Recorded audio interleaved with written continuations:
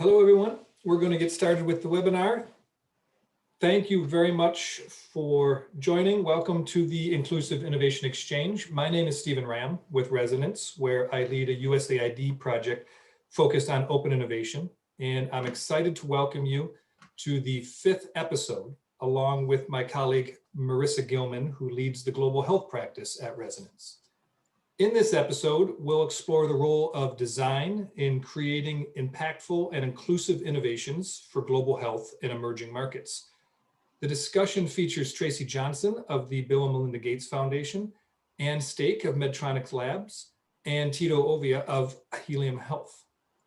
For those who haven't tuned in yet, the Inclusive Innovation Exchange is a collaborative thought leadership platform to explore the successes, opportunities, and lessons learned by pioneers to inform current and future ventures.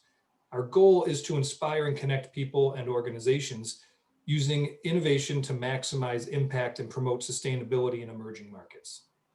We'll publish interview recordings, summaries, and additional content to our website, which will be linked in the chat of this episode. And during these conversations, we strongly encourage questions from the audience. So please submit any questions you have for the panel throughout the discussion via the Q&A button on your Zoom screen. I'll select a few questions and we'll chat with them during the last 15 minutes of this discussion to go through that. From here, I'll let Stephen and the panel take it away, and I'll be back to moderate the Q&A. Looking forward to it. Thank you, Marissa. I am really excited to introduce our guest today. Let's get started here. Tracy Johnson is a senior program officer on the Global Delivery Program's Insights team at the Bill and Melinda Gates Foundation. She leads a portfolio of investments that combines human-centered design and social and behavioral sciences to illuminate the why behind how people seek, receive, and provide healthcare. She's a design leader for designforhealth.org and a contributor to the award-winning LEAP Dialogues, Career Pathways in Design for Social Innovation. Ann Stake is the head of strategy, innovation, and technology at Medtronic Labs, where she is responsible for defining the strategic vision for the future of labs, as well as designing tech-enabled healthcare delivery models for underserved communities. Prior to Labs, she spent a decade working at the intersection of design, business model innovation, and public policy. And Tito Ovia is a health tech entrepreneur, public health professional, and the co-founder and head of public sector growth at Helium Health, a Nigeria-based health tech company that is building the technology infrastructure driving African healthcare. Tito led the Helium Health team in a landmark partnership with the Akwa Ibom state government of Nigeria to digitize the hospital processes across state-run hospitals. She's a recipient of the 2019 Forbes 30 Under 30 Healthcare Entrepreneur Award. Tracy, Ann, and Tito, welcome and thank you so much for being with us today. Thanks for having us. I'd like to jump straight into a conversation and make best use of our time here. There has been, as I'm sure you are all aware, an explosion in design thinking and applications in social impact work in the past few years. A question for each of you to get us started. What role does design play in global health and innovation at your organizations right now? Tracy, why don't we start with you? Sure, thanks, Stephen. I've been at the foundation 6 years, and it's been interesting to watch the trajectory that design has taken there. I think it's really moved from something that was very much focused on product design to an overarching sense of the power of design and design thinking to help us really understand the people that we're trying to reach, whether those be people seeking care, receiving care, or providing care. And so it helps us think beyond products to services, our strategies. And I think linking with our emphasis on equity, it's a tool that more and more folks within the foundation are realizing the value of in terms of reaching those populations that perhaps we haven't traditionally reached in global health. And so one of the things that I like to stress through my work is the value of design. And we talk about this on designforhealth.org, which I put together with the USAID's Center for Innovation and Impact. But the design mindset, how we engage people early and often, and how we rapidly move from insights and translate ideas into tangible things that can be tested and adapted. Design skill sets, creative problem solving, visual thinking, the craft of making, but also the design process. Are we designing the right things based on what we're learning people need and want? And are we designing those things right? So it's slowly growing throughout the foundation, which is exciting to see. Yeah. And how about from the perspective of a large multinational health technology company? Yeah, thank you. So design is really central to everything that we do at Medtronic Labs. And as a quick reminder, Medtronic Labs is actually the social business or social enterprise arm of Medtronic. And we're focused on expanding access to healthcare for underserved patients, families, and communities across the world right now in Kenya, India, and Ghana. And when we started Medtronic Labs a few years ago, we actually built design and design approaches into the principles of the organization from the very beginning. So we have teams in Kenya and Ghana, so designers, design strategists that actually work with our over 100+ employees on the ground to bring those approaches to fruition. And in terms of how we actually do it, I think I echo a lot of what Tracy was saying. We kind of loosely apply the human-centered design framework, so to speak, but we really pick and choose the right methodologies for a given moment and for what we're working on. So the three most salient types of methodologies that we're usually using are ethnography, so really understanding the whole patient, because 80% of health is determined outside of the health system. We use a lot of service design because, as you were mentioning, Stephen, we work on healthcare delivery models. So it's all about trying to figure out what the best patient experience and touch points are and how the people, processes, and technologies then ladder up to deliver that. And then third, we work a lot with systems thinking, which is a bit buzzwordy, but it's ultimately about figuring out how the different stakeholders in the ecosystem kind of work together, what their incentives and interests are, and ultimately that helps our models scale. Great. Tito, from the perspective of an incredibly fast-growing technology startup on the ground, I'd love to kind of hear your perspective of how design is applied and how you use it in your own work. Of course. Thank you so much, first of all, for having me. So design is actually at the heart of all our products at Helium Health. I remember when we first launched our first product, the EMR, in 2017, we had done a lot of research as to what electronic medical records products look like, just not in Nigeria or sub-Saharan Africa, but what they look like in the US, in Europe, and they all look very complicated, look like lines of code. Any doctor or medical professional that uses one would tell you how torturous they are on the eyes, right? And we thought again, sub-Saharan Africa, Nigeria in particular, we deserve amazing products, right? We deserve products that don't just work well, but also look great. And we also, sort of at the heart of our company, we thought, how do we design products fit for a sort of group of people, classification of people, that their computer literacy rates are a lot lower. They might have never used a computer in their life. But again, this product will ensure adoption of sustainability, right? And for us, design was the only way to be able to ensure that we capture that audience. So when you look at sort of all our Helium products, everything that centers around it needs to be bright and colorful, have a social media feel, because most likely if these people never use Excel or have never used Excel or never, necessarily do anything with a computer in their life, they're most likely maybe have a Facebook account or they have WhatsApp or things like that, right? So how do you ensure your product has the same kind of feel, but again, they're using it for work at the same time? Ensure that it doesn't take months and months for you to be trained on it, and it's something you can reduce that time as well, so they can start quick and easy to use that for their work. So design basically revolves around the ease of use, usability, adoption, sustainability of products for healthcare. And that's how we look at it. Yeah, great. Look, so all of you just mentioned the type of engagement that you do with users of products or patients who are the recipients of services in different ways, all of which at a design stage requires some level of engagement. And as I'm sure you're all aware, those communities, those individuals, those actors in the health system, we're all affected by a global pandemic right now.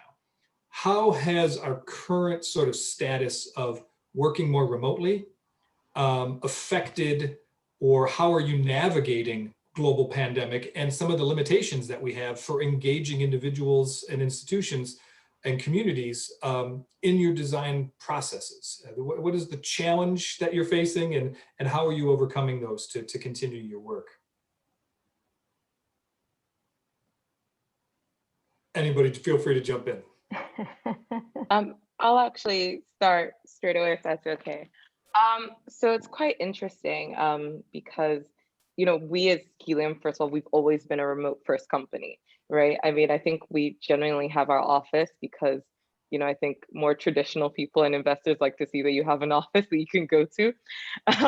But we've been remote first, and we've always encouraged that with our clients and things like that.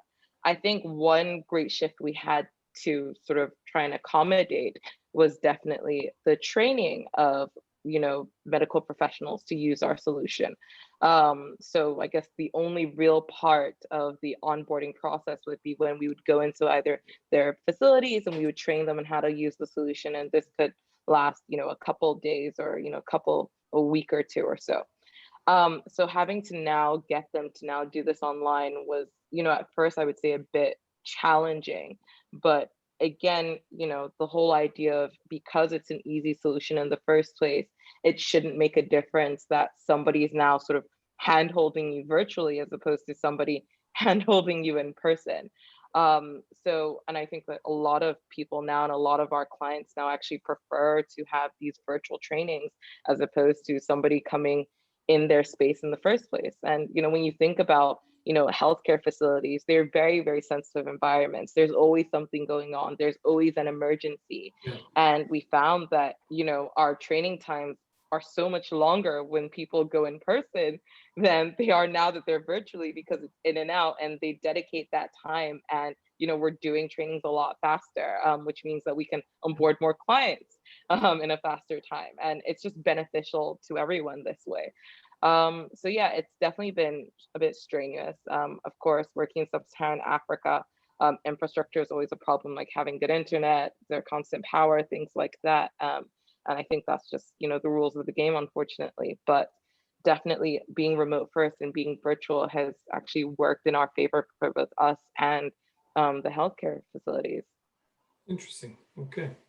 And you were talking about ethnography being an important part of one of the methodologies that you apply. How is that affected by sort of, you know, restrictions or limitations on how you can engage? Yeah. Well, it obviously affected it quite a bit at the beginning because all of us were confined in our houses. But as I was mentioning before, I think we have design teams on the ground that are doing most of the work out in the field, which I think was super important for us because it built resilience from the beginning. So rather than having, you know, people from the US fly to try to do ethnography, obviously that's not happening. But our teams are actually able to continue the work on the ground. And a lot of that work actually stems back to something we did earlier, which I think could be interesting for the audience as well. Because in the time of COVID emergency crisis, we were trying to think of how we could adapt our models on the ground. And we realized that we wanted to apply the design methodology internally as well as externally. So we kind of made up our own methodology, adapting bits and pieces from foresight and futures thinking to engage all of our employees down to community health workers in structured brainstorming conversations, and then synthesized different strategies and approaches and concepts that we're actually testing in real time right now. Okay. Living what you're practicing, I guess. Exactly. Tracy, any thoughts on sort of global context, current global context from the foundation's work? Yeah, I mean, I think I like Tito and Ann, there's a lot we've learned, and there are some benefits coming out of it. I mean, being an anthropologist, that ethnographic piece is really important to me, but we've shifted to doing that you know, through various methods, and especially linking into existing groups and ways of communication for the folks that we're trying to reach. So right now we're doing some co-creation with ASHA's, frontline health workers in India. And they've got these established WhatsApp groups, and so we've sort of become part of them. And in some ways, it's opened up a different set of conversations that maybe we weren't having before. And so I think that's been really important. It's also a part of all the work that I did was how do we ensure that we're supporting the growth of local designers in the countries where we're working. And the pandemic has pushed for that. You know, we're really sort of working even more closely with local designers, building that capability, following from them, learning from them.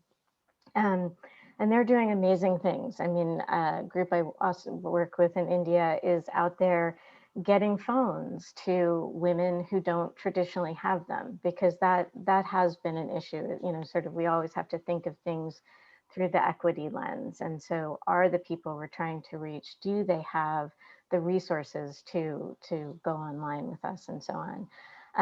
So it's pushed us into new ways, but I think that there are definitely positives that are coming out of this experience. That's remarkable. Let me pause for a minute here to encourage everyone, remind everyone to, if you have any questions about anything you're hearing or questions that you'd like to have posed to the group here, please enter those into the chat. Each of you said some really interesting things about your organizations and how design thinking, design processes are either growing in the case of Tracy's initial statement, or central to everything that Helium is doing, or very methodological in the way Anne is leading her team at Medtronic Labs.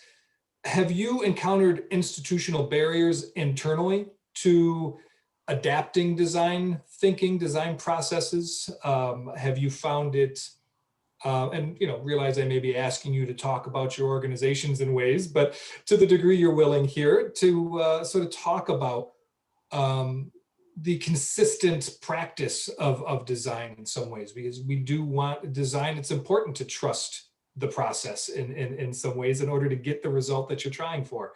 So what have been some of the institutional issues internally that you may have faced?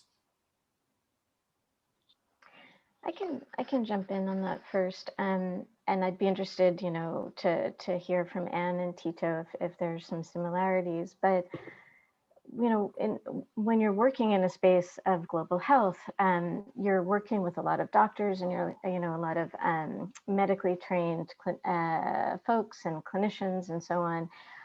And so there's an assumed burden of proof, right? Because we're thinking about, if you're thinking about developing a new drug, there's a burden of proof to really do no harm. And so you're working with a community that has operated with that burden of proof throughout their career. And so with design, I think there's often a challenge of what is the rigor, and how close to that burden of proof can we come? And this was brought out to me by a colleague at the foundation early on in my tenure there. And he pointed out, we're acting with design as if the burden of proof was the level of developing a new vaccine, when that's not where we're really using design. When we're talking about how it is that we plan a rollout of that vaccine, or how it is that we design the tools that families and clinicians can communicate over, and clinicians can communicate with ministries of health on how well that vaccine is being adopted, just to use that as one example. That can take a different burden of proof, right? It's not at the level of developing a vaccine.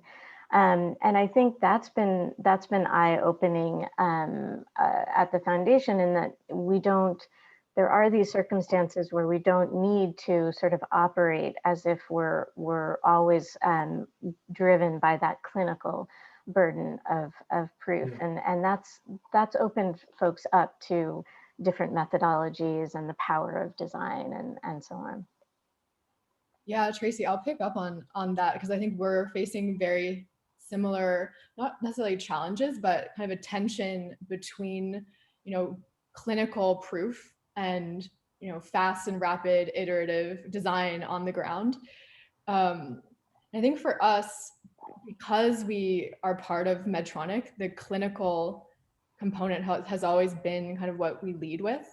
At labs, of course, we have a different approach, but I think for us, we've been kind of using both types of approaches. So whenever we're, prototyping, of course, we make sure we're de-risking any of those methods, especially when we're working with patients, but make sure that we're, nimble and testing. For instance, maybe we'll drive towards more fun and creative ways of testing a educational curriculum around diabetes. But then when it comes to, the rapid tests on the ground, we don't, cut corners, and that's all about like very clinical expertise and excellence. And I think especially when it gets to scaling models, that's where that tension becomes even more evident, because of course, a lot of the partners, whether that's a government or a large NGO, wants to have a lot of times a randomized control trial to prove that your particular method works. So I think that's going to be a continuing tension that we face in applying different innovative models like this. Yeah, it's not either or, it's and. Exactly. Yeah.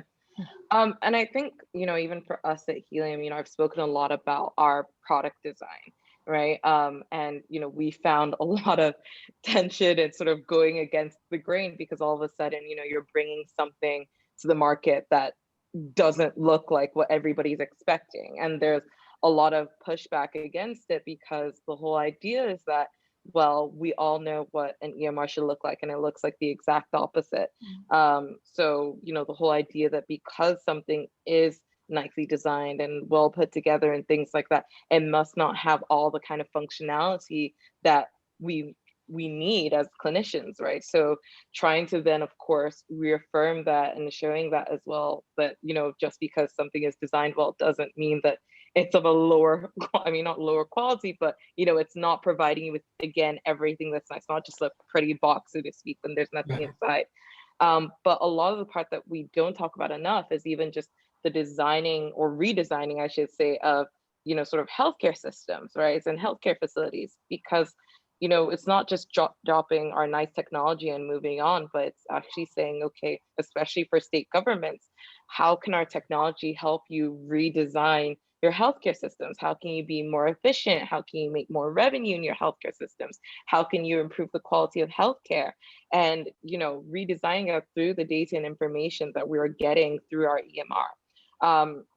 So for that even, and that pushback and going back to government and sort of telling them that, okay, this is where you started with, and this is where you are now, and this is what our advice is from the data that we're getting to sort of redesign your healthcare system, there is a lot of pushback, because it is something different that they haven't experienced before.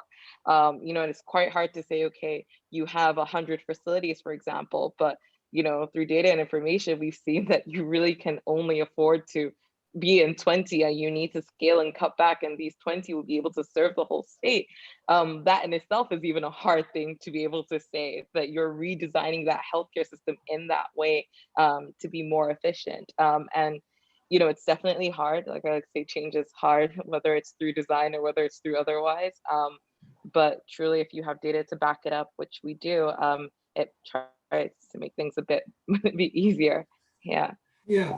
That's really interesting. So I want to pick up on that a minute, because we've sort of been talking about design of a product or a service or a delivery model, which in many ways is an early stage process as something develops. But Tito and Anne both sort of mentioned something about thinking about how you need to encourage, engage convince, cajole maybe your clients and the people that you're working with to scale, to think maybe a little bit differently, to take a journey with you in one way or another. How are you applying, or do you apply design to that aspect, perhaps later stage when you're trying to take something to market or take something to your client? Tito, you mentioned this in your training comments as well, that you're sort of designing your trainings a little bit differently and finding success and more efficiency in some ways. So where design actually re-engages later in a product or a service life cycle or the journey of that product, and how, whether you apply it as methodologically as you do when you're starting a process.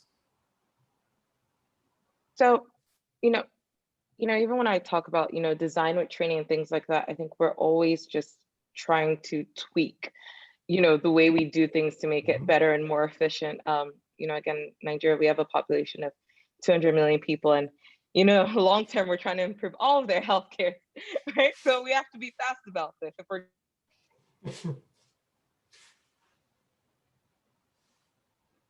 Well, going I to do think this in my lifetime. No, go ahead, you're back. Constantly trying to find what works in different environments, right? And for different regions of people. I don't think that we have one design program that we've done, or like training program that we've done for one particular facility. Everything is sort of custom around how they are and how they operate, to make sure that we're able to train them the best way possible. We've seen and we've gone to facilities where, again, I've mentioned this before, people have never used a computer at the day of their lives. So we start from the very beginning, right? That how do you switch on a device, first of all? What are basic computer training, basic typing skills, and then empowering, these people with, computer skills and things like that. So if they ever leave their government jobs, they have an extra skill.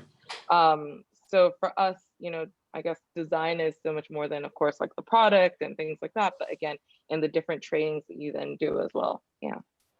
You're head of public sector growth in a large and extraordinarily dynamic country. Are you using design processes in terms of trying to sell to public sector in that way as well, and having to manage some of the merging and constantly evolving political dynamics of those clients? So Nigeria is a beast of a country to work in. It's very entertaining, very, very entertaining. So I would literally say this, and again, my pitch to every single state government is different, because all of them have different things in which they're interested in. So you can go to one state government and their focus is around immunizations, right? So again, if I'm selling them any of my products, the whole idea is, okay, how does my product help with your goal of improving immunizations or tracking immunizations within that state, right? Do we have reports that we can generate? Can we easily send that information to you and to your headquarters and Ministry of Health? How do we do that, right? So the design in my pitch is completely different, because it's dependent on what that focus is for the government. It takes a lot of research and a lot of on ground, digging to find that out. And I might go to a different states and they're more interested in, for example, the rates of asthma or something like that in children under 5. So again, how do I now sort of, tweak my pitch and be able to pitch that my solution can then fit in that? Because it most definitely isn't a one size fits all.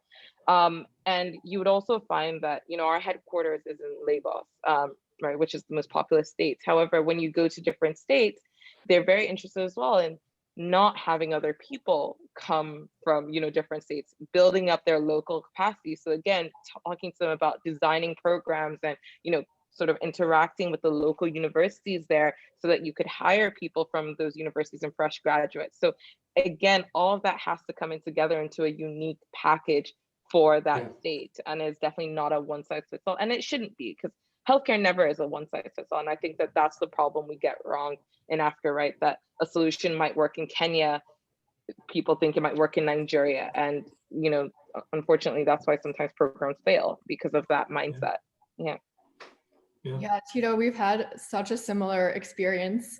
in terms of how we design our models and work with governments. I think design for us isn't just something we do at the beginning and then it ends, but whenever we engage with a stakeholder. So for instance, we have a big partnership with the Ministry of Health in Kenya. And as we speak, we're literally going back and forth with their tech teams and their field staff in the counties to actually co-create, every new release of our software with them, because they always have things that they want to try out and change. And I think we found that all of the government stakeholders, we don't call it design per se, but they've been very bought into the process and really enjoy, being part of building something.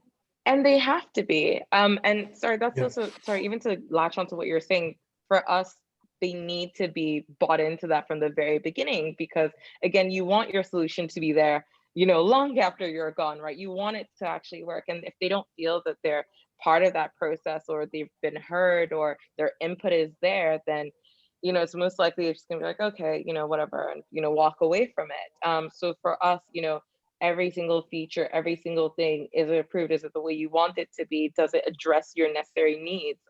It's so important. So design just isn't from the pitching stage, or you've given your solution, but continuous customer feedback is necessary. Yeah. And Definitely. to build on that, in terms of how we've approached that, for some of us doing design in the foundation, initially we were focused on how are we going to get more funding for this type of work? How are we going to enable investment owners to manage design type work when maybe they weren't from a design background? How do we build the capacity of local designers? But recently we've turned much more to, and one piece of work actually in Nigeria, training a couple of the state governments in how to think about design and what it means for them to get to inspire them with this method. Because when you're looking at, sort of global health timelines, sort of resources, timelines, expected involvement from stakeholders, all of that changes when you do a design process. And so we've been trying, that's where our latest focus within, again, those of us sort of who are trying to integrate design more into our work, is how do we prepare ministries of health and local governments to understand the process, to become a part of the process, to actually get excited about it. And I'd also say on sort of how we evaluate design and how we demonstrate or talk about the value that it could bring.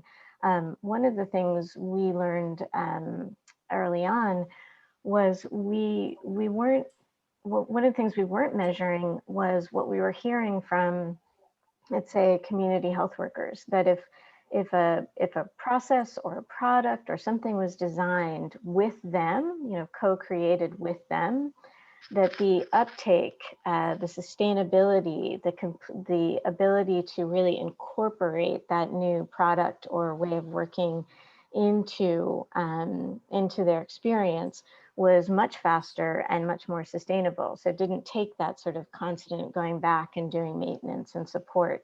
So I think those are areas we need to, as a community, measure and evaluate more, and really sort of include when we talk about, when we try to help people see what is the value of working in this way. That's excellent. So I'm curious, have you found a lot of appetite for when you're trying to engage in local or state governments to develop that skill set? So we had this experience on some work that I did over the last several years in private sector engagement, where there was some resistance at first, then the absolute necessity of engaging private sector in the journey to universal health coverage dawned on people. It wasn't an overnight thing, but it did feel like a switch slowly being flipped. And suddenly the appetite for understanding and engaging and developing the skills related to engaging private sector, it grew very quickly in governments in African countries and in South and Southeast Asia. Are you finding an appetite for developing that skill set in those counterparts at the foundation? I think it is an evolution, as as you note. I think one of the places, as I mentioned, where we're doing this with an investment that is ongoing right now is in a couple of states in Nigeria, and yes, we are finding a lot of interest in how do you do this and why do you do this, and wanting to sort of be introduced and to the process and to actually go through it. I think it will continue to take time, but there is interest growing. That's great. Anybody else have a comment on sort of how, Tito, you said they have to engage, right? I mean, you're in public sector. This is a public procurement using public dollars in Nigeria that you're selling to. So in some ways they do have to engage. Is there an appetite or a resistance to engaging, or somewhere in a spectrum? So, I've always said this, right? That when you find that, a stakeholder, whether it's public or whether it's private, and they're the ones that are investing their funds into a solution, they definitely are trying to watch over their money, right? And their dollars, and make sure that they get the best use case out of it. And for us, that's the perfect type of client, right?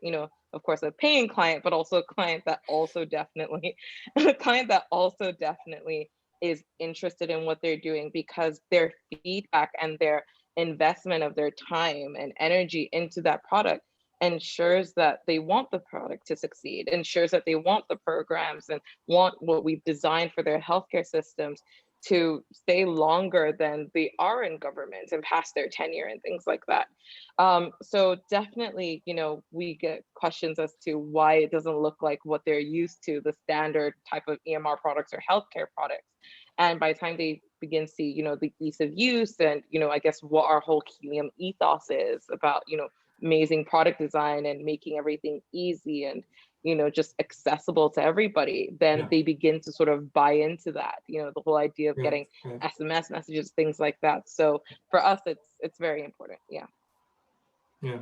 So we've got a few minutes before we've got a lot of questions coming in, and I think that's excellent. We want to make sure and save time, but I want to bring this around for a moment back to innovation, which is driving focus of this overall series.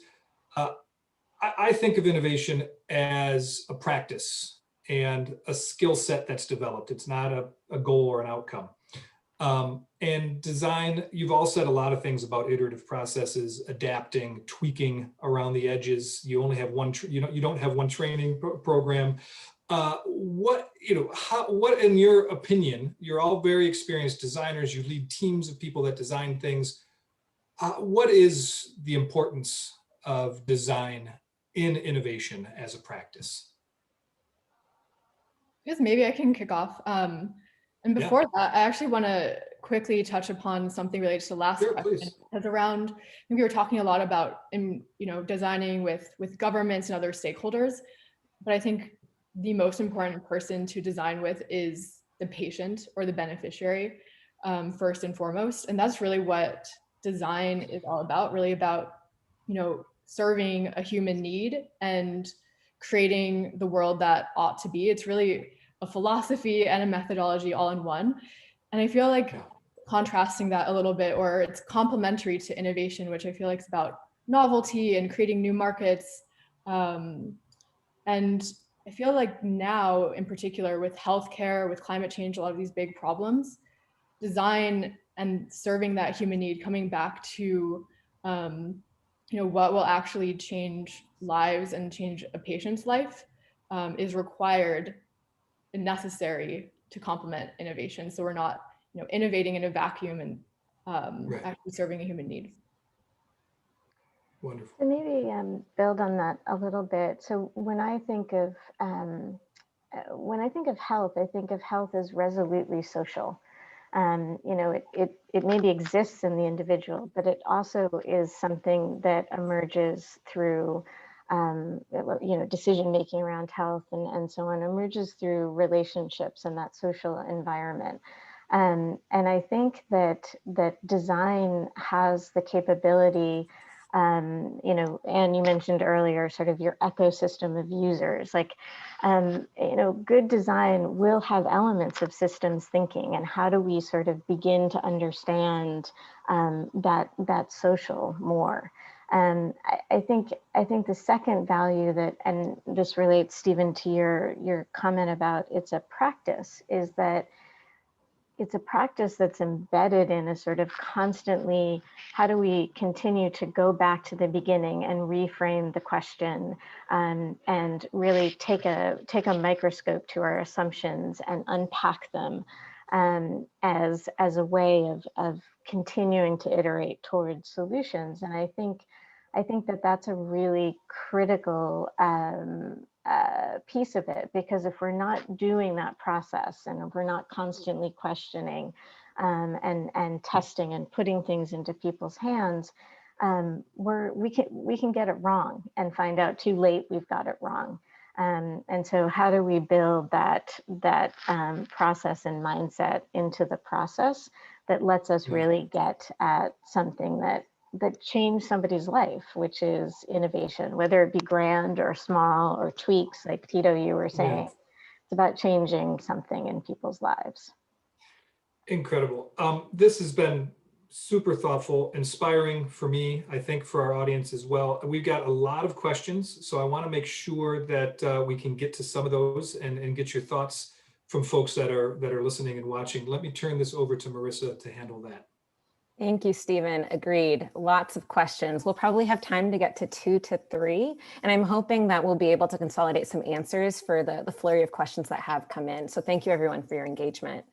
The first question that I wanted to address is pulling on a thread that Tito had started on this concept that healthcare isn't one size fits all, which is a tension, especially in design, since we're creating things that are specific to the local context, but we also want to create things that scale.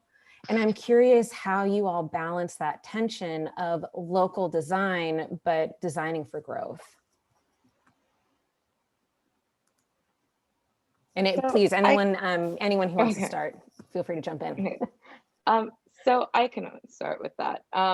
So definitely in the, when you first start and you go into, a local environment or a different environment, to be able to even just get the lay of the land, to even do that on-ground research about what kind of state are you meeting that healthcare system in the first place and how you're going to change it. It takes a lot of time and energy, right? So you're not able to do a lot of those sort of programs, or like 20 of them in a year or something like that, because it's a lot of time, a lot of energy, a lot of resources. And of course, you want to, most importantly, make sure you get it right. It's not just about turning over clients, it's about making sure that you're making a rightful impact in the first place. So, however, something that we found is that because we do this so often, because we do know what to look for, because we do know sort of the data points and things like what typically happens in healthcare systems, we're able to do a lot faster. But the real key thing is that you may not be able to scale as fast as you need to, because again, you need to be able to dedicate that time and energy into sort of design for those healthcare systems. I mean, Anne very importantly said, it's about improving the lives of patients, right? And affecting healthcare in that way, which is what you want to do. And I think that a lot of times people see healthcare sometimes like other businesses, but it's a very long-term game, right? It's very long-term. It's not like, sort of quick wins or things like that at all. So however, you might not be able to scale as fast as if this was a fintech product or something like that, because it's healthcare. And it's about sort of taking that time and tweaking the programs and ensuring that you're designing it the way you need to. So definitely we should not look at healthcare ever as how do you scale fast and go rapid, because you're almost then setting yourself up for failure. Healthcare is a long-term game. Yeah. I feel like quite quickly, not to go on too long, we think about what is core, like what is a common infrastructure we can leverage across all of our programs, whether that's tech, whether that's field staff, whether that's certain clinical pathways that are guardrails that we have to follow, and then what is customizable that really will impact a particular patient experience. So core and customizable. Tracy, is there a unique way that you all have been thinking about it, especially with your background as an anthropologist? I'm sure it's something that you've thought about a lot. Yeah, I mean, I think I agree with Tito and Anne, and maybe sometimes the way I also try to push the conversation is, are we scaling just one specific thing, or are we actually scaling the model, or sort of along the lines of what Anne was saying in terms of the core, and then scaling the model for how that might be adapted to different contexts. So I think that's how I've been trying to have a bit more of a conversation about the role of design and scale. I guess the other thing to think about, I work with a lot of people who are much more quantitatively trained, and so they're looking for big N's, right, when they make a decision, which means they're thinking about representative samples. And I've tried to, one of the things I've found that's worked is the folks that you're going to talk to through design are not always representative, but they're exemplary of the universe. And so they're going to show you the outline, and they're going to show you some bright spots. And oftentimes, if you're designing for some of those extremes, there's a lot of flexibility and adaptability in between. And so we forget sometimes the extent to which the design process is trying to be responsive to that sense of what's exemplary, and how do we adapt and move the needle in between some of those extremes. And a related question that had come up is the role of local culture, since again, healthcare is deeply personal, both on a cultural level as well as on an individual level. And how do you all think about design there and the challenges that you perhaps have encountered, and how have you responded? I can take this one really quickly.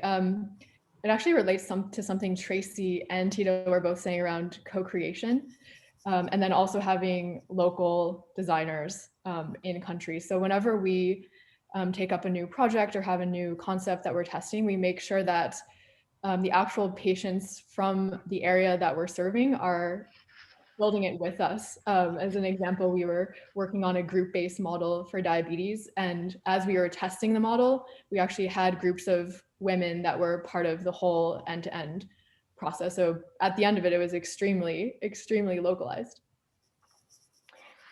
Yeah, and I would say, again, going back to that sense that health is really social. It exists in those social moments. We have a project right now that's looking at the role of ritual in driving motivation of frontline workers, because ritual is a way culturally that you often sort of designate what type of group you're in, and what it means to be in that group vis-a-vis others. And it's been funny watching some of the folks come along on this process, and even some of the sub-grantees on the investment who are they're saying, well, this is so culturally specific, but really ritual is used across all cultures.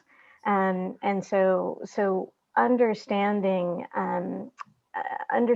the rituals in one setting starts to help you realize what the rituals around healthcare might be in another setting, and helps you think about how to adapt across those different cultural contexts, in addition, obviously, to everything Anne said about like co-creating in those environments and with that ecosystem of users and so on. And Tito, I'm curious for you, since you're in scale mode within country, how has culture adapting to local cultures within different geographies also been an issue there? Yeah, so I mean, Nigeria is, within the 200 million people, widely diverse, hundreds, not thousands of tribes and different dialects spoken around the region. And our go-to is always for different projects in different regions is to hire locally, right? Is to sort of build on the local capacity, whether it's like youth groups or youth programs, and actually get people from there. And we found that it's dramatically actually improved the success rates of our projects and our launches, and it's even made them faster, just because there's nothing actually like having a training done in a local dialect, right, to the doctors and the nurses. It just helps, right? And not that they don't speak English, not that they can't speak English, they perfectly can, but we just notice that it's just sort of an extra touch to what we're able to do, right? And ensures that, again, they're more invested because they then feel that this product is for them specifically, for their region, with their people that are being empowered. So by the time you have programs like that in which you're sort of ingraining so the local community, you find that it's very hard for your program to move or anything like that to happen to it because the local people are so invested in it. So for us, it's an integral part, most definitely. Thanks. You know, another area, I think transitioning a bit more to metrics now, a participant had noted that design often doesn't have clear measurements for success. And we're curious what kind of metrics you all are using in both making the case to promote design for health, and then how do you measure the success of interventions and the work that you all are doing with regard to design? Well, I can start just sort of reiterating something I briefly mentioned earlier. Through a project, a very large design project, or design was a component of it, that we were doing with adolescent sexual reproductive health.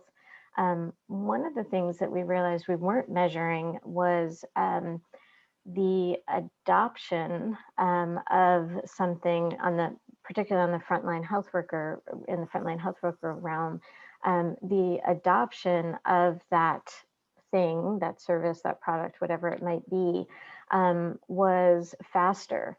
There was less maintenance and support needed to continue to provide that service in the way that it was designed, because it was designed with users. And so I think that that's something, I think that within the design community, we actually need to pay closer attention to some of those opportunistic ways in which perhaps we weren't thinking to measure the value of what we're doing, but that are really critical to showing that value. Yeah, I feel like in our design work, we always look at, when we're asking certain questions, could we address and answer this question qualitatively, but then also is there some sort of way we could address it quantitatively or answer it quantitatively? I do think there is a little bit too much of a focus on the metrics and less of a focus on the qualitative sometimes. But for us, I guess it's a little bit easier in terms of metrics because we're focused on measurable clinical outcomes at the end, so that if our design process is working, patients will get better, and you can measure it with, you know, a reduction in blood pressure or whatever clinical metric is out there. Tito, did you have anything to add on the role that you all use for the role of metrics in the design process for you? So, you know, almost similar to, you know, what Anne was saying, you know, our metrics are very based on, again, the clinical outcomes, right? And sort of the outcomes and the operations of the facility. So, you know, one of the things we do before we even start in the first place is, okay, you know, let's say the hospital, you're going, okay, what's the average wait time?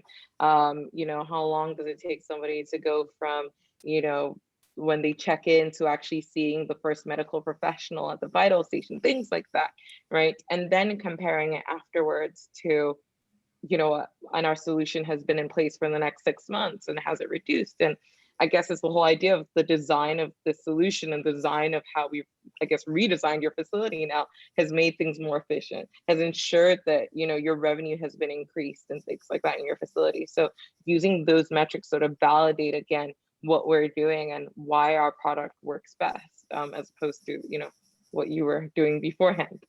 Right. Yeah. So really thinking through what is it that we're designing for, and then what's the measurement of success based on that. Exactly. Yeah. Definitely. You know, I want to squeeze in one more question. So for those in the audience, we may go a minute or two over, but I wanted to touch on this.